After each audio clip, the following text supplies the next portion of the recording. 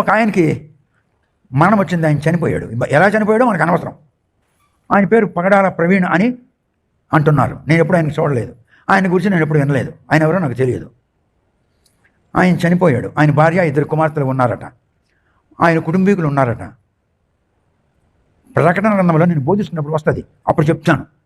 దేవుని సింహాసనం కింద కొన్ని ఆత్మలు మొరపెడుతున్నాయి, నాథా నాథా నాథా, మమ్మలను చంపి మమ్మలను నరికేసి మాయమైపోయారు మనుషులు, వాళ్ళు మమ్మల్ని చంపేశారు, ఎంతకాలం నువ్వు తీర్పు తీర్చుకుంటూ ఉంటావయ్యా అని అంటున్నారు. ఎవరు? ఆత్మలు. ఆత్మలు ఎక్కడున్నాయి? దేవుని సింహాసనం కింద ఆ ఆత్మ ఉన్నది. ప్రకటన గ్రంథం ఉంది, ప్రకటన గ్రంథం బోధిస్తున్నాను, అది వచ్చినప్పుడు చూపిస్తాను.